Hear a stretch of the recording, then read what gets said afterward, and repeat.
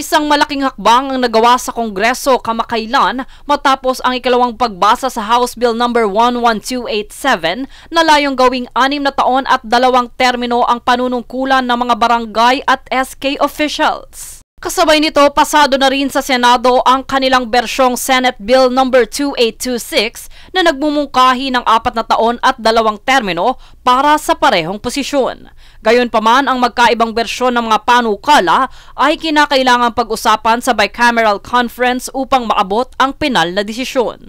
Matapos ang nasabing pagpasa nito sa Senado at Kongreso, mayroong posibilidad na ilan na lamang ang pagdadaanan nito upang maging ganap na batas o Republic Act. Sa isang pinakaabangang sesyon kagabi ay pinasa na ang nasabing panukala na ukol sa fixing the term of office of barangay and SK official na maging 6 years at 2 terms. Kung saan ang barangay at SK elections ay mauurong sa 2029 imbes na ngayong taon. Sa Senado naman, ang kanilang pinasang panukala na Senate Bill No. 2826 ay nagbibigay naman ng 4 na taon at 2 termino sa mga barangay official at nais nilang mag-eleksyon sa taong 2027. Dahil mayroong pagkakaiba sa bersyon ng dalawang kamara, ito ay pag-uusapan para ayusin kung ano ang mananaig sa isang bicameral conference. Bunsod nito, kailangang ikonsidera ng BICAM panel na ang bersyon ng Senado ay may sinasaklawan. Sa kabila nito, kung matatapos ang 2027 BSKE,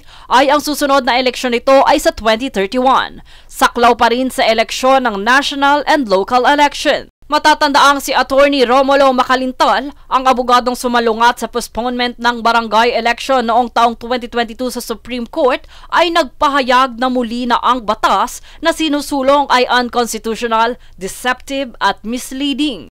Bukod dito, kanya ring isiniwalat na ito umano ay isang panloloko at panlilinlang sa taong bayan. Aniya, tinatanggalan raw ng karapatan ang mga botante na bumoto ng kanilang barangay officials sapagkat ang karagdagang 4 na taon ay magiging isang holdover capacity ng mga opisyales. Pagpapaliwanag niya na hindi pa daw sinunod ang guidelines o criteria na nakatakda sa kaso ng Macalintal laban sa COMELEC noong taong 2023. Ayon pa sa abogado, kanyang kinu-question ang mas mahabang termino ng mga opisyal ng barangay samantala ang mga alkalde at gobernador ay nasa 3 taon lamang na termino. Dito bahagi rin ang tanong ng masa ukol sa napakahalagang gawain ng barangay officials para dagdagan sila ng 3 taon. Bagamat tuloy-tuloy ang pagproseso upang gawing batas ang panukalang palawigin ang termino ng barangay officials, nananatiling mainit ang usapin sa pagiging makatarungan at konstitusyonal nito. Sa kabila ng mga pagsuporta, nananatili ring malakas ang panawagan ng iba na protektahan ang karapatan ng botante. Ito ay nakasalalay sa akbang ng Kongreso at Senado ukol sa hatol ng pagpapalawig sa taon ng termino.